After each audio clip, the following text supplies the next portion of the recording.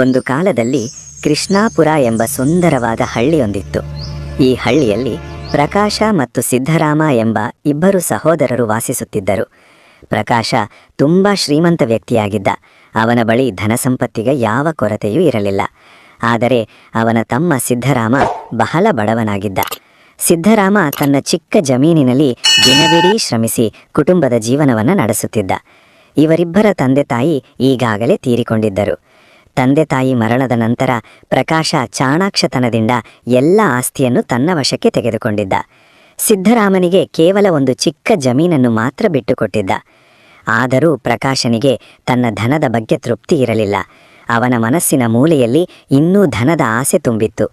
ಈಗ ಅವನ ದೃಷ್ಟಿ ಸಿದ್ಧರಾಮನ ಫಲವತ್ತಾರ ಜಮೀನಿನ ಮೇಲಿತ್ತು. ಆ ಜಮೀನಿನಲ್ಲಿ ರಾಸಾಯನಿಕ ಗೊಬ್ಬರವಿಲ್ಲದೆಯೂ ಹೆಚ್ಚಿನ ಶ್ರಮವಿಲ್ಲದೆಯೂ ಉತ್ತಮ ಬೆಳೆ ಬೆಳೆಯುತ್ತಿತ್ತು.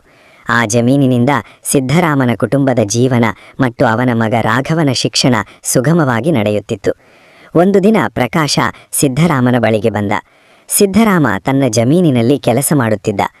ಅರೆ ಸಿದ್ಧರಾಮ್, ಏನು ಚೆನ್ನಾಗಿದ್ದೀಯಾ? ನೀನು ನಿನ್ನ ಮಗನನ್ನು ಸಿಟಿಯಲ್ಲಿ ಓದಿಸ್ತಿದ್ದೀಯಂತೆ. ಈ ಚಿಕ್ಕ ಜಮೀನಿನಲ್ಲಿ ಕೃಷಿ ಮಾಡಿಕೊಂಡು ಹೇಗೆ ಸಾಧ್ಯ?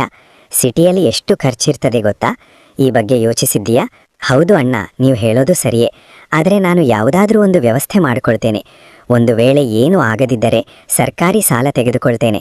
ಆದರೆ ನನ್ನ ಮಗನನ್ನು ಓದಿಸಿ ದೊಡ್ಡವನನ್ನಾಗಿ ಮಾಡ್ತೇನೆ. ಅವನನ್ನು ನನ್ನಂತೆ ಕೂಲಿಯಾಳಾಗಲು ಬಿಡುವುದಿಲ್ಲ. ಅಯ್ಯೋ ಸಿದ್ಧರಾಮ, ಏನು ಮಾತಾಡ್ತೀಯಾ? ನಾನಿರುವಾಗ ಬೇರೆಯವರ ಬಳಿಗೆ ಯಾಕೆ ಹಣಕ್ಕಾಗಿ ಹೋಗ್ತೀಯಾ? ನಾನು ನಿನ್ನ ಅಣ್ಣನಲ್ವೇ? ನಾನಿರುವರಿಗೆ ನೀನು ಬೇರೆಯವರಿಂದ ಸಾಲ ತೆಗೆದುಕೊಳ್ಳುವಂತಿಲ್ಲ. ಒಂದು ವೇಳೆ ನಿನಗೆ ಹಣ ಬೇಕಾದರೆ ನಾನೇ ಕೊಡುತ್ತೇನೆ. ಅಣ್ಣ, ನೀವೇನು ಹೇಳಲು ಬಯಸುತ್ತೀರಿ? ನನಗೇನು ಅರ್ಥವಾಗ್ತಿಲ್ಲ. ನಾನು ಹೇಳೋದೇನೆಂದರೆ, ನಿನ್ನ ಮಗನ ಶಿಕ್ಷಣಕ್ಕೆ ಹಣವನ್ನು ಯಾರ ಬಳಿಯಿಂದಲೂ ಕೇಳಬೇಡ, ನಾನೇ ಕೊಡುತ್ತೇನೆ. ನಿನ್ನಂತೆಯೇ ಹಳ್ಳಿಯ ಇತರರು ತಮ್ಮ ಜಮೀನನ್ನು ನನ್ನ ಬಳಿ ಒತ್ತೆ ಇಡುತ್ತಾರೆ. ನೀನು ನಿನ್ನ ಜಮೀನನ್ನು ನನ್ನ ಬಳಿ ಒತ್ತೆ ಇಟ್ಟು ಹಣ ತೆಗೆದುಕೋ. ಅಣ್ಣ, ಈ ಜಮೀನನ್ನು ನಾನು ಒತ್ತೆ ಇಡಲಾರೆ. ಈ ಜಮೀನಿಂದಲೇ ನಾನು ನನ್ನ ಮಗ ರಾಘವನನ್ನು ಓದಿಸುತ್ತಿದ್ದೇನೆ. ನಮ್ಮ ಕುಟುಂಬದ ಜೀವನಕ್ಕೆ ಇದೊಂದೇ ಆಧಾರ. ಕ್ಷಮಿಸಿ, ಈ ಜಮೀನನ್ನು ನಾನು ಕೊಡಲಾರೆ. ನನಗೆ ಗೊತ್ತು, ಈ ಜಮೀನಿನಲ್ಲಿ ಏನೋ ಒಂದು ಶಕ್ತಿ ಇದೆ. ಈ ಜಮೀನಿಂದಲೇ ಒಂದು ದಿನ ನನ್ನ ಮಗನನ್ನು ದೊಡ್ಡವನನ್ನಾಗಿ ಮಾಡ್ತೇನೆ. ಪ್ರಕಾಶ ಕೋಪದಿಂದ ಮನೆಗೆ ಮರಳಿದ. ತನ್ನ ಮಾತುಗಾರಿಕೆಯಿಂದ ಏನನ್ನೂ ಸಾಧಿಸಲಾಗಲಿಲ್ಲ. ಸಿದ್ಧರಾಮ ತನ್ನ ಕೆಲಸದಲ್ಲಿ ಮುಂದುವರೆದ. ಕೆಲವು ದಿನಗಳ ನಂತರ ಏನಾದರೂ ಮಾಡಿ ಅವನ ಜಮೀನು ಲಪಟಾಯಿಸಬೇಕು ಎಂದು ಪ್ರಕಾಶನಿಗೆ ಮತ್ತೊಂದು ಉಪಾಯ ಸಿಕ್ಕಿತು. ಅವನು ಸಿದ್ಧರಾಮನ ಮನೆಗೆ ಹೋದ. ಸಿದ್ಧರಾಮ್, ನಿನ್ನ ಸ್ವಾಭಿಮಾನವನ್ನು ಕಂಡು ನನಗೆ ತುಂಬ ಸಂತೋಷವಾಯಿತು. ನಾನು ನಿನ್ನ ಅಣ್ಣನಾಗಿ ನಿನಗೆ ಸಹಾಯ ಮಾಡಲು ಬಯಸುತ್ತೇನೆ. ನೀನು ನನ್ನನ್ನು ಅಣ್ಣನೆಂದು ಒಪ್ಪಿಕೊಂಡರೆ ನನ್ನ ಸಹಾಯವನ್ನು ತಿರಸ್ಕರಿಸಲಾರೆ. ಸರಿ ಅಣ್ಣ, ಏನು ಹೇಳಲು ಬಯಸುತ್ತೀರಿ?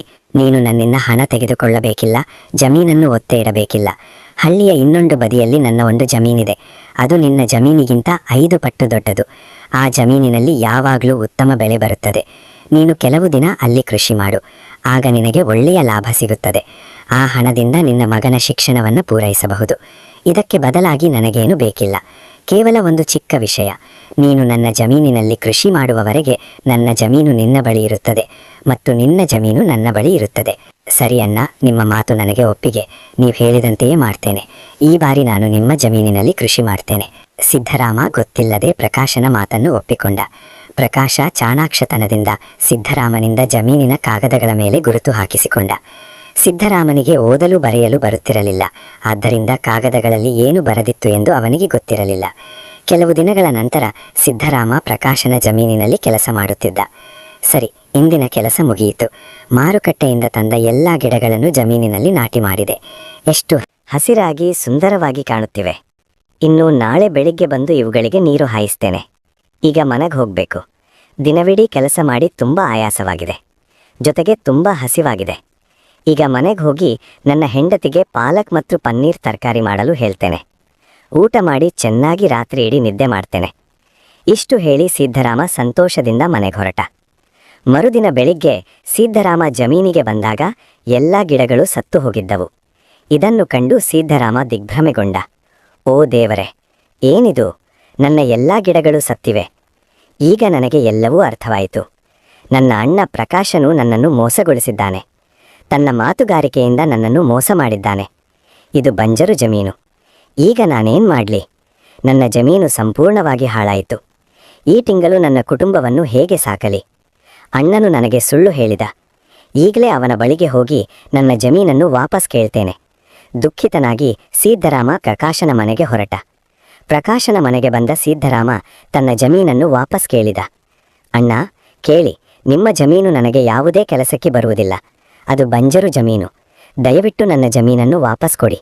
ಈಗಾಗಲೇ ನನಗೆ ಆ ಜಮೀನಿಂದ ಬಹಳ ನಷ್ಟವಾಗಿದೆ. ಏನ್ ಸಿದ್ದರಾಮ್, ಏನ್ ಮಾತಾಡ್ತೀಯಾ?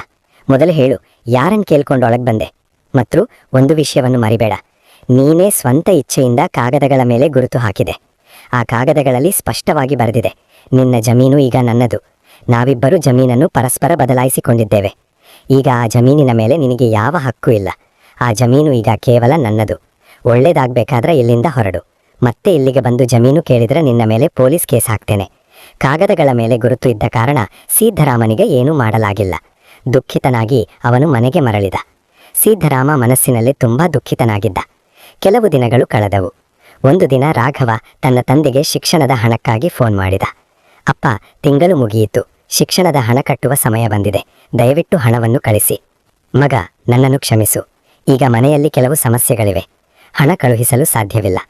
ಕುಟುಂಬದ ಜೀವನವನ್ನೇ ನಡೆಸಲು ಕಷ್ಟವಾಗುತ್ತಿದೆ. ಈಗ ನನಗೆ ಯಾವ ಆದಾಯದ ಮೂಲವೂ ಇಲ್ಲ. ನಿನ್ನ ಶಿಕ್ಷಣಕ್ಕೆ ಹಣವನ್ನು ಎಲ್ಲಿಂದ ತರಲಿ ಎಂದು ಹೇಳಿದ. ಗೊತ್ತಿಲ್ಲ. ರಾಘವ ಪದೇ ಪದೇ ಕೇಳಿದಾಗ ಸಿದ್ದರಾಮ ಎಲ್ಲಾ ಸತ್ಯವನ್ನು ತನ್ನ ಮಗನಿಗೆ ತಿಳಿಸಿದ. ಅವನು ಮೊದಲು ಮನೆ ಸಮಸ್ಯೆಯನ್ನು ಮಗನಿಗೆ ತಿಳಿಸಲು ಇಚ್ಛಿಸಿರಲಿಲ್ಲ. ಆದರೆ ಒತ್ತಾಯದಿಂದ ಎಲ್ಲವನ್ನೂ ಹೇಳಿದ.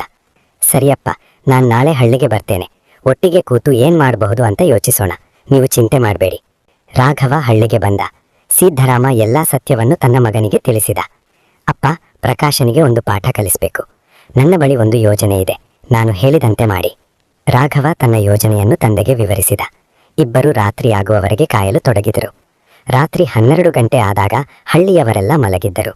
ಸಿದ್ದರಾಮ ಮತ್ತು ರಾಘವ ತಲ ಒಂದು ಚಿನ್ನದ ಚೊಂಬು ತೆಗೆದುಕೊಂಡು ಜಮೀನಿನ ಕಡೆಗೆ ಹೊರಟರು. ಜಮೀನಿನಲ್ಲಿ ಕೆಲವು ಕಡೆ ಗುಂಡಿಗಳನ್ನು ತೋಡಿ 2 ಚಿನ್ನದ ಚೊಂಬು ಮಣ್ಣಿನೊಳಗೆ ಹೂತರು. ಮರುದಿನ ಇಡೀ ಹಳ್ಳಿಯಲ್ಲಿ ಒಂದೇ ಸುದ್ದಿ ಹರಡಿತು. ಸಿದ್ದರಾಮನ ಜಮೀನಿನಲ್ಲಿ ಕೃಷಿ ಮಾಡುವಾಗ 2 ಚಿನ್ನದ ಚೊಂಬುಗಳು ಸಿಕ್ಕಿವೆ. ಹಳ್ಳಿಯ ಎಲ್ಲಾ ಕಡೆ ಸಿದ್ದರಾಮನದೇ ಚರ್ಚೆಯಾಗತೊಡಗಿತು. ಅರೆ ಅಣ್ಣ, ಸಿದ್ದರಾಮನ ಜಮೀನಿನಲ್ಲಿ 2 ಚಿನ್ನದ ಚೊಂಬುಗಳು ಸಿಕ್ಕಿವೆ ಎಂದು ಕೇಳಿದೆ. ಹೌದು, ನಾನು ನೋಡಲು ಹೋಗಿದ್ದೆ. ನಿಜವಾಗಿಯೂ 2 ಚಿನ್ನದ ಚೊಂಬುಗಳು ಸಿಕ್ಕಿವೆ. ಸಿದ್ದರಾಮನ ಕಷ್ಟದ ದಿನಗಳು ಮುಗಿಯಿತು. ಈಗ ಅವನು ಶ್ರೀಮಂತನಾಗುತ್ತಾನೆ. ಆದರೆ ಆ ಜಮೀನು ಬಂಜರಾಗಿತ್ತಲ್ಲ, ಅಲ್ಲಿ ಏನೂ ಬೆಳೆಯುತ್ತಿರಲಿಲ್ಲ. ಹೇಗೆ ಖಜಾನೆ ಸಿಕ್ಕಿತು? ಅರೆ, ಖಜಾನೆ ಇಂತಹ ಕಡೆಗಳಲ್ಲೇ ಸಿಗುತ್ತದೆ. ಸಿದ್ದರಾಮ ಆ ಚಿನ್ನವನ್ನು ಮಾರಿದರೆ ಶ್ರೀಮಂತನಾಗುತ್ತಾನೆ. ಈ ಸುದ್ದಿ ಪ್ರಕಾಶ ಕಿವಿಗೆ ಬಿದ್ದಾಗ ಅವನಿಗೆ ಆಘಾತವಾಯಿತು. ಹೇಗೆ? ಬಂಜರು ಜಮೀನಿಂದ ಚಿನ್ನದ ಚಂಬುಗಳು ಹೇಗೆ ಸಿಕ್ಕವು? ಇನ್ನು ಖಜಾನೆ ಇರಬಹುದು. ಸಿದ್ದರಾಮ ಎಲ್ಲವನ್ನೂ ತೆಗೆದುಕೊಳ್ಳುವ ಮೊದಲು ಆ ಜಮೀನನ್ನು ವಾಪಸ್ ಪಡೆಯಬೇಕು. ಪ್ರಕಾಶ ತಕ್ಷಣ ಸಿದ್ದರಾಮನ ಮನೆಗೆ ಆತುರದಿಂದ ಬಂದ. ಪ್ರಕಾಶ ಸಿದ್ದರಾಮನ ಮನೆಗೆ ಬಂದು ಜಮೀನನ್ನು ವಾಪಸ್ ಕೇಳಿದ. ಸಿದ್ದರಾಮ್, ನನ್ನ ಜಮೀನನ್ನು ವಾಪಸ್ ಕೊಡು. ನಾವು ಜಮೀನನ್ನು ಬದಲಾಯಿಸಿಕೊಂಡಿದ್ದೇವೆ. ಈಗ ನನ್ನ ಜಮೀನನ್ನು ಕೊಡು. ನಿನ್ನ ಜಮೀನನ್ನು ತೆಗೆದುಕೋ. ಅಣ್ಣ, ನಾವು ಜಮೀನನ್ನು ಬದಲಾಯಿಸಿಕೊಂಡಿದ್ದೇವೆ. ಆ ಕಾಗದಗಳ ಮೇಲೆ ನೀವೇ ನನ್ನಿಂದ ಗುರುತು ಹಾಕಿಸಿಕೊಂಡಿರಿ. ಈಗ ಆ ಜಮೀನು ನನ್ನದು. ಆ ಜಮೀನಿಂದ ನನಗೆ ಬಹಳ ಲಾಭವಾಗಿದೆ. ಕ್ಷಮಿಸಿ, ಆ ಜಮೀನನ್ನು ಕೊಡಲಾರೆ. ಅಯ್ಯೋ ಸಿದ್ದರಾಮ್, ನಾನು ಆ ದಿನ ನಿನ್ನೊಂದಿಗೆ ತಮಾಷೆ ಮಾಡಿದ್ದೆ. ಆ ಜಮೀನಿನಲ್ಲಿ ನೀನು ಕಷ್ಟಪಟ್ಟು ಕೃಷಿ ಮಾಡಿ ನಿನ್ನ ಮಗನನ್ನು ಓದಿಸ್ಲಿ ಎಂದು. ಇವು ಆ ಜಮೀನಿನ ಕಾಗದಗಳು. ಇದನ್ನು ತೆಗೆದುಕೋ. ನನ್ನ ಜಮೀನನ್ನು ವಾಪಸ್ ಕೊಡು. ರಾಘವ ಎಲ್ಲವನ್ನೂ ಕೇಳಿಸಿಕೊಂಡ. ನಿಮಗೆ ನಿಮ್ಮ ಜಮೀನನ್ನು ವಾಪಸ್ ಕೊಡ್ತೀವಿ. ಆದ್ರೆ ಒಂದು ಷರತ್ತು. ನೀವು ಆ ಷರತ್ತು ಒಪ್ಪಿಕೊಳ್ಳಬೇಕು. ಏನು ಷರತ್ತು ರಾಘವ? ನಿನ್ನ ಎಲ್ಲಾ ಷರತ್ತುಗಳನ್ನು ಒಪ್ಪಿಕೊಳ್ಳುತ್ತೇನೆ. ನನ್ನ ಜಮೀನನ್ನು ವಾಪಸ್ ಕೊಡಿ. ನೀವು ನಮ್ಮ ಜಮೀನನ್ನು ಮತ್ತು ಅದರ ಕಾಗದಗಳನ್ನು ವಾಪಸ್ ಕೊಡಬೇಕು. ಜೊತೆಗೆ ಆ ಜಮೀನನ್ನು ತೆಗೆದುಕೊಳ್ಳಲು 10 ಲಕ್ಷ ರೂಪಾಯಿಗಳನ್ನು ಕೊಡಬೇಕು. ಇದೆಲ್ಲವೂ ಕಾಗದದ ಮೇಲೆ ಲಿಖಿತವಾಗಿರಬೇಕು. ಈ ತಂದೆ ಮಗ ಇಬ್ಬರಿಗೂ ಆ ಚಿನ್ನದ ಒಡವೆಯ ಮೌಲ್ಯ ಗೊತ್ತಿಲ್ಲ. ಇವರು ಕೇವಲ 10 ಲಕ್ಷದ ಆಸೆಯಲ್ಲಿದ್ದಾರೆ. ಮೂರ್ಖರು.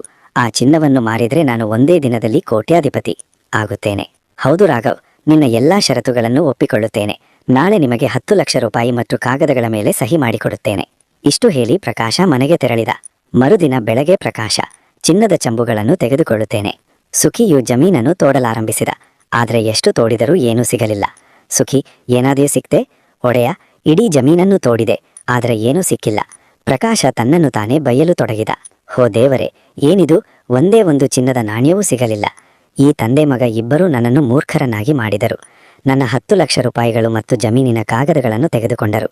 ಸಿದ್ದರಾಮನಿಗೆ ಕೆಟ್ಟದ್ದನ್ನು ಮಾಡಿದ್ದರಿಂದ ನನಗೆ ಇಂತಹ ಗತಿಯಾಯಿತು. ಈಗ ನಾನು ಏನು ಮಾಡಲಿ? ವಾಸ್ತವವಾಗಿ ಸಿದ್ದರಾಮ ಮತ್ತು ರಾಘವ 2 ಚೆಂಬುಗಳನ್ನು, ನಕಲಿ ಚಿನ್ನದ ಚೆಂಬುಗಳನ್ನು ಇಟ್ಟಿದ್ದರು. ರಾಘವ ಸಿಟಿಯಿಂದ ಈ ನಕಲಿ ಚೆಂಬುಗಳನ್ನು ತಂದಿದ್ದ. ಈ ಯೋಜನೆಯಿಂದ ಅವರು ಪ್ರಕಾಶನಿಗೆ ಪಾಠ ಕಲಿಸಿದರು. ಕೃಷ್ಣಾಪುರದ ಈ ಕಥೆಯಿಂದ ಒಳ್ಳೆಯದನ್ನು ಮಾಡಿದರೆ ಒಳ್ಳೆಯ ಫಲ ಸಿಗುತ್ತದೆ, ಕೆಟ್ಟದ್ದನ್ನು ಮಾಡಿದರೆ ಕೆಟ್ಟ ಫಲವೇ ಸಿಗುತ್ತದೆ ಎಂಬುದು ತಿಳಿಯುತ್ತದೆ. ನೋಡಿದ್ರಲ್ಲ ಸ್ನೇಹಿತರೆ, ಈ ಕಥೆ ನಿಮಗೆ ಇಷ್ಟ ಆದರೆ ಒಂದು ಲೈಕ್ ಮತ್ತು ಚಾನಲ್ ಸಬ್ಸ್ಕ್ರೈಬ್ ಆಗಿ. ಧನ್ಯವಾದ.